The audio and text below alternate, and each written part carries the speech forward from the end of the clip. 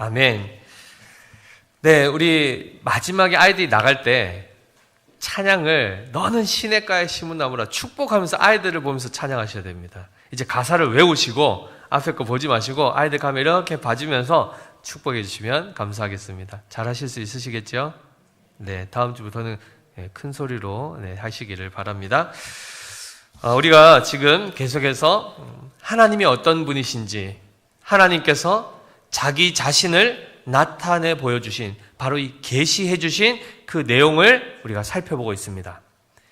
하나님은 우리에게 지혜와 계시의 영을 주십니다. 그것은 곧 성령 하나님을 통하여 우리로 하여금 하나님을 이해하고 깨달을 수 있도록 해주시며 동시에 하나님을 우리에게 소개하시고 나타내 보여주십니다. 따라서 성도들은 하나님이 자기를 소개해 주시고 나타내 보이신 그 내용을 근거로 하나님을 알아가야 되는 것입니다. 그렇지요? 그래서 제가 제 소개를 하는 것과 다른 분이 저를 소개하는 것, 어느 게 더 정확할까요? 본인이 소개하는 것이 정확합니다. 그건 상대적이긴 합니다. 우리 자신도 자기 자신을 잘 모를 때가 많지 않습니까? 그런데 하나님은 완전하신 분이시고 모든 것을 아시는 분이시기 때문에 하나님의 자기 소개는 완전합니다. 오류가 있을 수가 없습니다. 따라서 우리는 반드시 신앙생활을 하고 하나님을 알아가는 일에 있어서는 반드시 하나님이 자기를 알려주신 이 계시, 기록된 하나님의 말씀을 근거로 신앙생활을 해야 된다는 것을 꼭 명심하시기를 바랍니다. 아시겠죠? 오늘날에도 직통 계시라고 하여서 지금도 하나님은 우리에게 마치 모세를 만나실 때처럼 사도 바울에게 임한 것처럼 지금도 소리로 직접 나에게 말씀하신다 하여 이 직통 계시를 따라가는 사람들이 많습니다. 예수님이 지금도 저에게 이렇게 말씀하셨습니다 하면서 그것을 막 기록하기도 하고 그리고 그것을 막 기록으로 남겨주기도 하는데 그런 것은 성경과 일치시키면 됩니까? 안 됩니까? 절대 안 됩니다. 왜냐하면 스스로가 이미 왜곡되어 있고 우리가 온전하지 못하기 때문에 자기의 감정에서 나온 소리인지 정말 하나님의 말씀인지 우리가 분별할 수도 없을 뿐만 아니라 개혁파 신학에서는 요한계시록을 마지막으로 하나님이 이 방식으로는 더 이상 자신을 계시하지 않는 것으로 우리는 분명히 믿습니다. 따라서 이후에 누군가가 예를 들면 도마복음이다. 아니면 다른 이 지금 사복음서 외에 어떤 것들을 가지고 와서 이것이 성경이다라고 얘기하더라도 우리는 그것을 받지 않습니다. 그것을 제외하고 오직 하나님의 계시의 말씀, 66권의 말씀만을 정경으로 우리는 받고 그 말씀을 따라 하나님을 알아가고 신앙하는 것이죠. 그 가운데 첫 번째 하나님께서는 첫 번째로 자기 자신을 어떤 하나님으로 나타내 보이셨습니까? 창세기 1장 1절 태초에 하나님이 천지를 창조하시니라. 창조주 하나님으로 자기를 소개하셨습니다. 그리고 두 번째 하나님이 뭘 하셨죠? 첫째 날 빛이 있으라 하심으로 혼돈과 공허와 흑암이 깊음 가운데 있는 그리고 하나님의 영이 수면 위에 운행하신 그 가운데 영광의 빛을 비추심으로 어두움을 물리치시고 즉 어둠과 빛을 나누시는 일을 하시죠. 그리고 하나님의 빛 되심과 생명의 역사를 일으키시는 하나님이심을 우리에게 말씀해 주고 계십니다. 우리가 믿는 하나님이 바로 그런 하나님이시죠. 그래서 이 창조의 역사 가운데는 삼위일체로 계신 하나님께서 역사하셨다라는 것을 분명히 기억하셔야 됩니다. 물론 우리가 이 모든 구약의 성경을 지금 신약의 성도들은 신약 성경의 즉 예수 그리스도의 빛을 통하여 구약을 볼 수 있기 때문에 이 부분을 표현할 수 있는 것입니다. 창세기를 처음 받았던 분들은 이 1차 독자들은 예수님을 본 적이 없지요. 앞으로 1500년 후에나 모세 시대를 기점으로 보면 그 후에나 메시아 그리스도가 오시기 때문에 이들이 그를 직접 보지는 못했습니다. 그러나 오실 메시아, 약속된 그 그리스도를 기다리는 차원에서는 그들 또한 믿음을 가졌으나 실제로 이 부분에 있어서 삼위일체 하나님을 감지하기는 쉽지 않았습니다. 우리 또한 마찬가지죠. 여기서 명확하게 그것을 다 살필 수는 없으나 신약 성경을 통하여 예수 그리스도가 누구신지, 성령이 누구신지를 알고 나서 보니 삼위일체 하나님께서 창조 때부터 함께 역사하셨구나를 우리가 비로소 알게 되는 것이죠. 따라서 예수님을 통하지 않고서는 우리가 성경을 제대로 이해할 수가 없는 것입니다. 왜냐하면 이것은 모형들이기 때문입니다. 자, 어쨌든 이 가운데서도 우리가 삼위일체 하나님이다라는 이 표현들을 주의해서 들으셔야 되는데, 우리가 이 부분을 나중에 차츰 더 자세히 공부할 것입니다. 자칫 성부, 성자, 성령만을 너무 강조하다 보면 이 하나됨을 놓치는 순간 신이 세 분이 되어버릴 수 있습니다. 그래서 삼신론 이단이라고 합니다. 주의하셔야 됩니다. 그래서 이 세 분은 항상 사랑의 연합 가운데 분리된 적 없이 항상 함께 계시기 때문에 한 분, 두 분, 세 분 이렇게 나누어서 할 수가 없지요. 유일하게 삼위일체로 영광도 영원함도 모든 신적 성석을 동일하게, 누구 하나 부족함 없이 동일하게 가지신 동일 본질 안에서 함께 역사하시는 삼위일체 하나님의 역사로 우리는 이 창세기를 받는 것입니다. 자, 그 가운데 오늘 둘째 날 하나님이 뭘 만드십니까? 궁창을 만드십니다. 궁창. 하늘 궁자에 풀을 창자 써서 궁창이라는 푸른 하늘을 만드십니다. 그런데 여기 보시면 6절에 하나님이 다시 말씀하시죠. 이르시되 물 가운데 궁창이 있어 물과 물로 나뉘라 하시고 이렇게 말씀하십니다. 원래 처음에 있었던 이 물, 여기서 보면 하마임이라고 하는데 마임이 물들입니다. 그런데 앞에 관사 하자가 붙으면 그 물들입니다. 그럼 지금 6절에 나온 이 물은 어떤 물일까요? 시간 관계상 답을 듣지 않겠습니다. 빨리 넘어가겠습니다.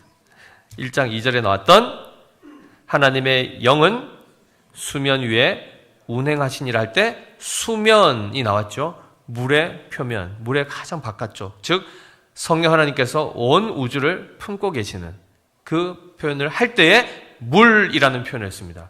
바로 그 물입니다. 이 물은 우리가 마시는 이런 깨끗한 차원에서의 물이라기보다는 모든 이 세상의 물질들이 다 섞여서 혼돈 가운데 있었던 그 엄청난 거대한 액체 덩어리로 생각하시면 됩니다.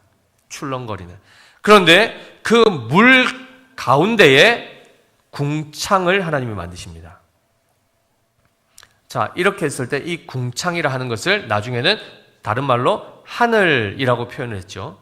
그런데 여기서 이 궁창이라는 단어 자체는 라키아라고 이렇게 표현했는데, 궁창이 있으라라고 말씀하시면서 이번엔 좀 특별하게 7절에 하나님이 궁창을 만드사라고 이렇게 표현하십니다. 빛이 있을 때는 어땠습니까? 빛이 있으라 하시니 빛이 있었고 라고 이렇게 바로 말씀하셨는데, 이번에는 궁창이 있어 물과 물로 나뉘라 하시고 나서는 하나님이 궁창을 만드사라는 표현을 쓰십니다. 지난번에 우리가 잘 배웠던 것처럼 아무것도 없는 가운데서 있게 하시는 이 만들매 역사에 있어서는 어떤 단어를 썼습니까? 바라라는 창조의 단어를 썼습니다. 그런데 있는 것을 가지고 새롭게 무언가를 만들어내는 것에서는 그 단어를 쓰지 않았다고 했죠.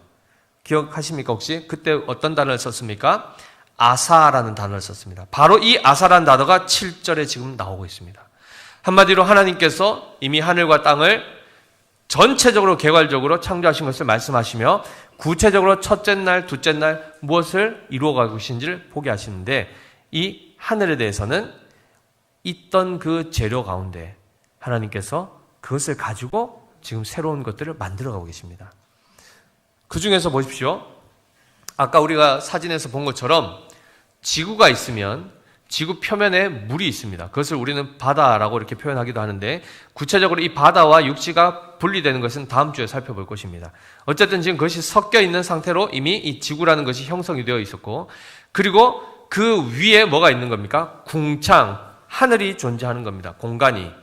그리고 그 위에 뭐가 있다는 것이죠? 물이 있다는 것입니다. 자, 사랑하는 성도 여러분, 하늘이 몇 개 있습니까? 하늘은 몇 개입니까? 하나입니까? 두 개입니까? 저까지 포함하니까 벌써 뭐 두세 개 막 나오죠. 그죠? 정하늘도 있고, 김하늘도 있고. 하늘을 성경에서는 몇 가지로 구분해서 이야기를 하냐면, 고린도 후서 12장 2절, 4절 말씀 한번 띄워주시겠습니까? 우리 천천히 같이 한번 읽어보겠습니다. 이 사도 바울이 고린도 교회에 보낸 편지입니다. 시작. 내가 그리스도 안에 있는 한 사람을 아노니 그는 14년 전에 셋째 하늘에 이끌려간 자라. 그가 몸 안에 있었는지 몸 밖에 있었는지 나는 모르거니와 하나님은 아시느니라. 3절이요. 내가 이런 사람을 아노니 그가 몸 안에 있었는지 몸 밖에 있었는지 나는 모르거니와 하나님은 아시느니라. 마지막 절 시작. 그가 낙원으로 이끌려가서 말로 표현할 수 없는 말을 들었으니 사람이 가히 이르지 못할 말이로다. 이렇게 되어 있습니다. 자, 2절에 어떤 말씀이 나왔죠? 하늘에 대해서 어떤 표현을 합니까?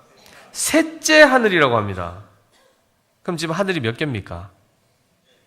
셋째 하늘이면 최소한 하늘이 3개죠. 그러면은 셋째 하늘이 있다는 것은 또 어떤 하늘이 있을까요? 둘째 하늘도 있고 첫째 하늘도 있는 것입니다. 성경에서의 이 우주관, 이 하늘에 대한 개념은 3가지로 구분해서 이야기하는데, 이것은 사실 고대 유대인들이 우주를 생각할 때, 그때 당시 이제 우주라는 개념보다는 이제 하늘을 생각할 때 이 3 영역으로 구분해서 표현했다고 이해했다는 것이죠. 그것을 가지고 설명해 보면 셋째 하늘은 어디였습니까? 4절에 보니까 낙원이라고 표현이 되어 있습니다. 낙원. 바로 기쁨의 동산, 곧 에덴. 이 에덴이 뭐죠? 본질적이고 궁극적인 에덴은 하나님이 계신 그곳입니다. 이해되시죠? 하나님이 존재하시는 바로 그곳, 그것이 바로 셋째 하늘이라 하여 이 피조 세계를 초월하는 영역입니다.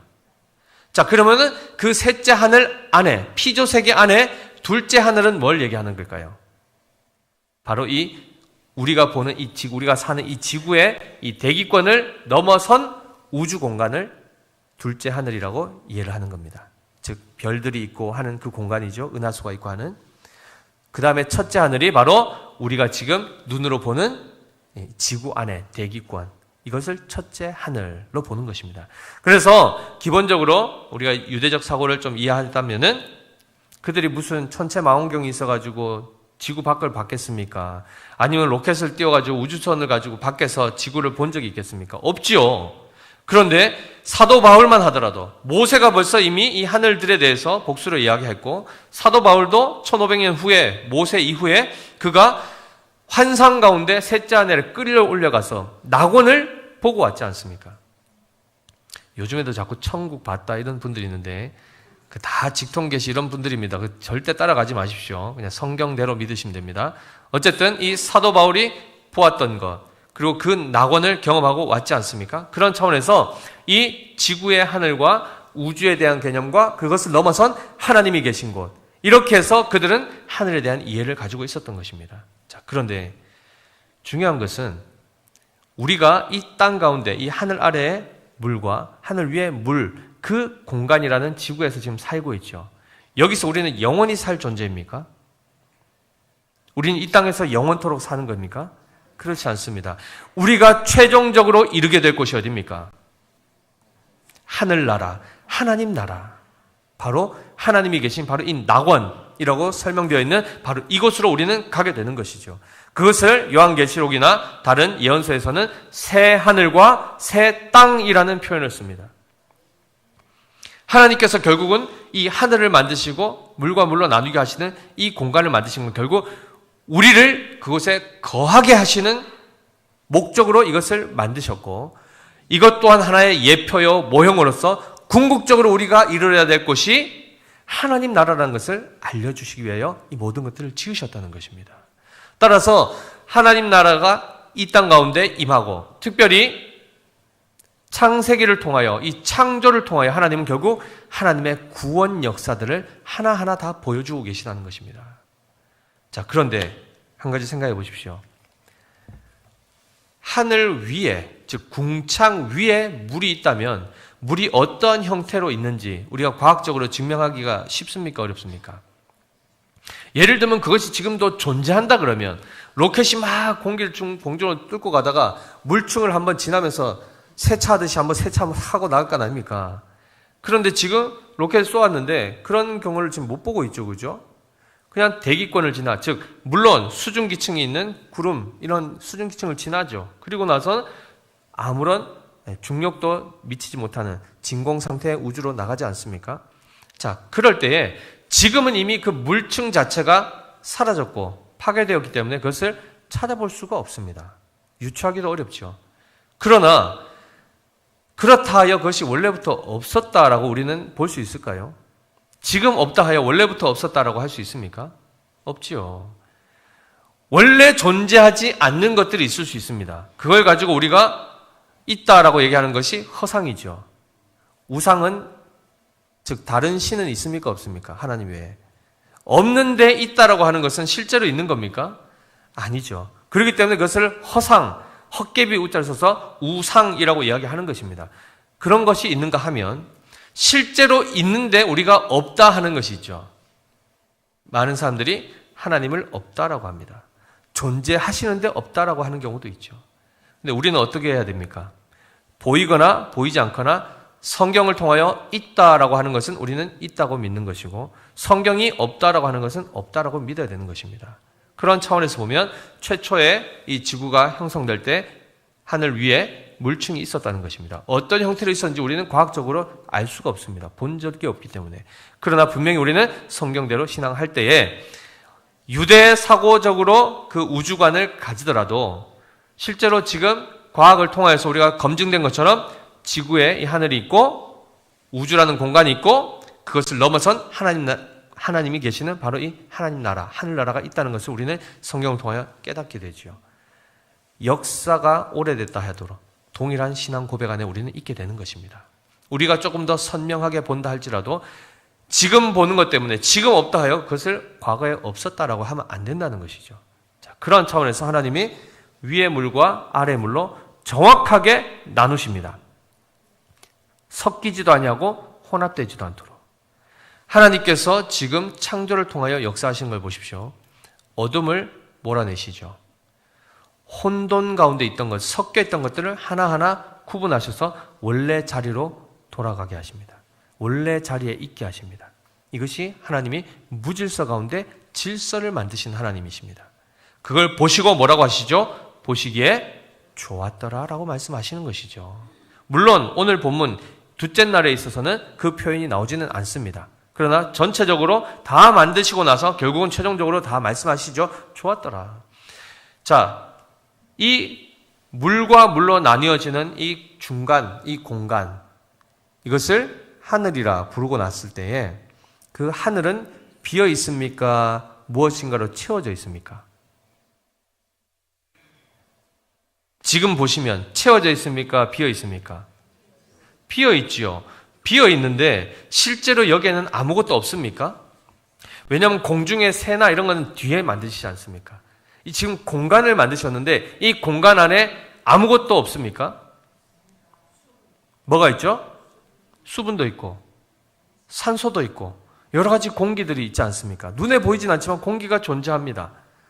숨 크게 심호흡 한번 해보십시오. 숨 한번 들어 마셔 보십시오. 시작.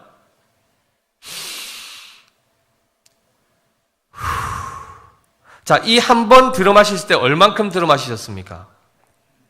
그 양 측정해 본 적 있으십니까? 어떻게 하면 측정해 볼 수 있을까요?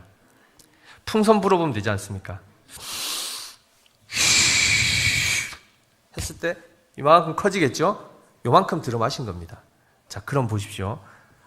보통 한 번 숨을 들어 마시는데 한 1리터 정도의 부피를 들어 마신다고 생각해 보면 하루에 몇 리터 정도 공기를 마시는 것 같으십니까? 계산해 본 적이 없지 않습니까? 그죠? 가르쳐 드려야 되겠죠? 저희가 이렇게 다 분주하게 살 때에 어떤 분이 좀 시간이 있으셨는지 이걸 또 조사하셨더라고요. 그래가지고 성인의 경우에 하루에 들여 마시는 숨의 양이 9,500리터랍니다. 9,500리터, 뭐 상상이 가십니까? 수영장에 물 꽉 받아놔도 뭐 한 10톤, 뭐 이렇게 하면 막 엄청나게 많은 물인데 9,500리터. 엄청난 양입니다. 그거를 우리가 공기를 마십니다. 이거를 요즘에 옛날에는 물 안 사 먹었죠, 그죠? 근데 요즘에 물 사 먹는 시대가 되었지 않습니까? 공기가 점점 안 좋아지니까 특별히 이렇게 TV 방송들 이렇게 보시면은 여행 유튜브들 있지 않습니까? 높은 산들 이런데 히말라야 이런데 가다 보면 고산지에 가면은 산소가 부족하니까 어지럽고 막 이렇게 고산병이라 그러죠. 그것 때문에 그걸 응급 조치하기 위해서 어떻게 하냐면 휴대용 산소 캔을 사가지고 그걸 마시면서 이제 올라가는 거예요. 그거 하나 한 1리터 보통 한국에 저도 찾아봤습니다. 파는지 해서 쿠팡에 찍어보니까 1리터보다 조금 작은 산소 캔이 하나에 대략 얼마인 줄 아십니까? 5,000원 정도 합니다.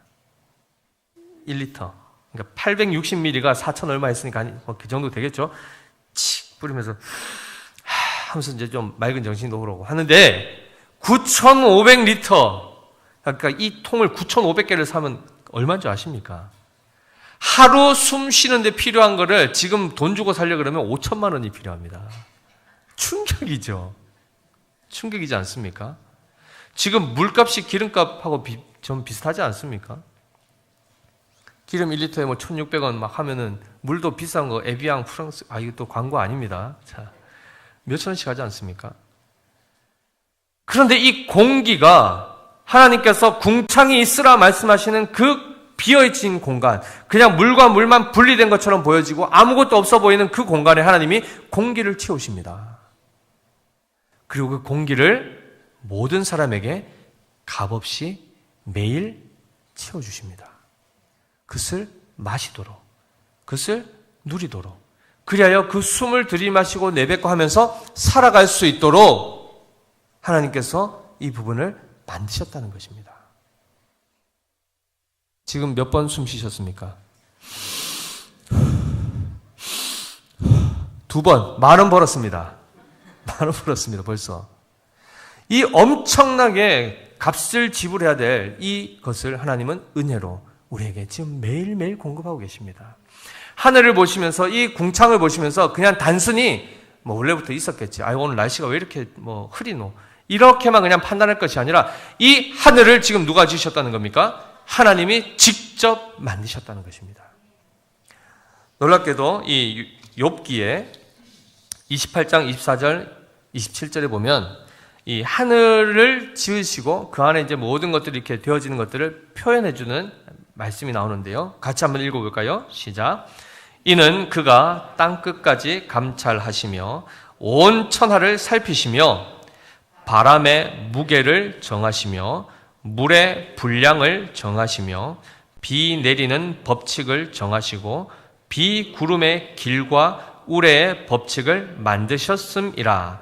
그때에 그가 보시고 선포하시며 굳게 세우시며 탐구하셨고 라고 되어 있습니다. 그냥 있는 것처럼, 그냥 흘러가는 것처럼 보이는데 구름이 흘러가는 것, 바람이 부는 것, 그 공기의 무게, 이 모든 것들을 지금 누가 만드셨다는 겁니까? 하나님께서 직접 그것을 제정하셨다는 것입니다. 자연의 모든 법칙, 물이 0도에서 어는 것, 그것을 발견하는 것은 과학자들이 발견할 수 있겠으나 실제로 그것을 그 온도에 얼게 하시는 건 누가 하시는 겁니까? 하나님이 하시는 것입니다. 우리에게는 창조의 능력이 제한적입니다. 하나님은 그 창조의 능력이 무한하시죠. 근데 그 전능하심과 전지하신 그 지혜를 가지고 이 모든 것들을 만드신 목적이 무엇 때문이라고요? 우리를 위해서입니다.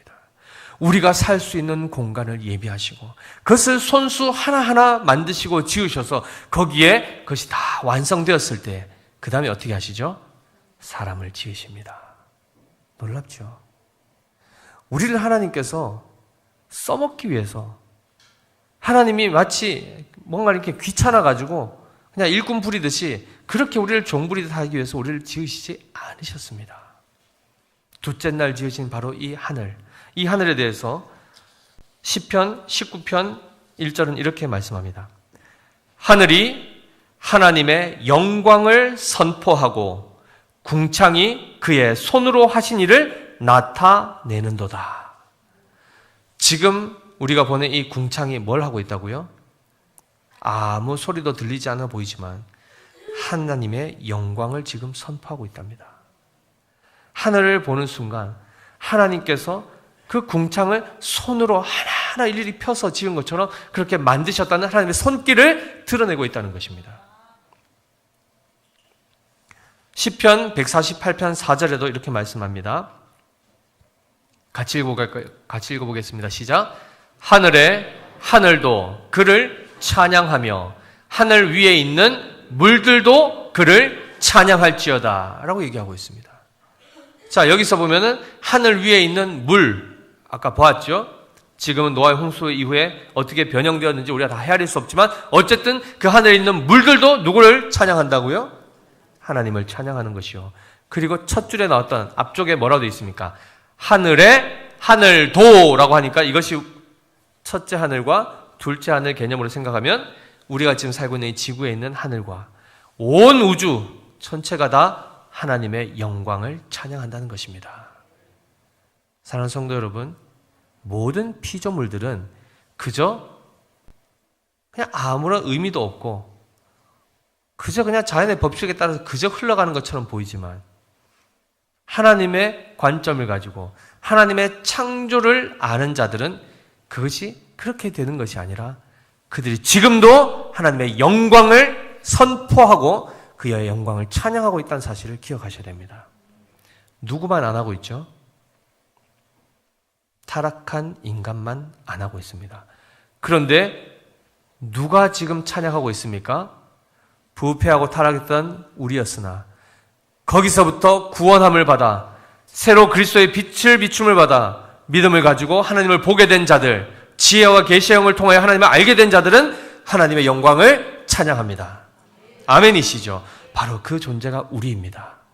오늘도 둘째 날을 생각해 보실 때 하나님께서 친히 이젠 더 섬세하게, 더 웅장하게 위대한 하나님의 작품으로 이 모든 피조세계를 찍고 계시고 그 모든 것이 초점이 우리를 향하고 있다는 것을 기억하실 때에 우리가 그 모든 만물들을 바라보며 영광의 하나님을 기억하고 우리를 사랑하시는 하나님을 찬양해야 될 줄 믿습니다. 그러한 신앙 고백과 찬양이 넘치시는 우리 모두 되시기를 예수님 이름으로 축복합니다. 기도하겠습니다. 하나님 아버지 은혜를 감사합니다.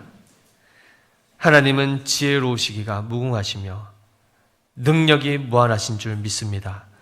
전지하심과 전능하심을 가지고 하나님은 하늘을 지으시고 땅을 짓고 계십니다. 그 가운데 우리를 두기 위함인 줄 압니다. 그러나 하나님, 우리가 바라봐야 할 것은 단순히 이 땅이 아니요, 이 지구의 하늘이 아니요, 하나님이 계신 영원한 낙원이요, 하나님이 통치하시는 바로 그 하나님 나라, 거기를 우리는 사모해야 될 줄 믿습니다. 그것을 우리에게 기업으로 유업으로 주신다고 주님 약속하셨습니다. 그 새 하늘과 새 땅을 바라보게 하시고 소망 가운데 그 하나님을 찬양하고 우리를 사랑하시고 우리를 위하여 하나님의 모든 영광을 나타내시는 그 빛 되신 주님만을 온전히 붙들고 그 주님과 함께 그 은혜 가운데 살아가는 복된 우리 믿음의 교회 모든 성도들 될 수 있도록 축복하여 주시옵소서. 그렇게 하여 주실 주님께 감사드리며 살아계신 우리 구주 예수 그리스도 이름으로 기도드립니다. 아멘. 우리 다 같이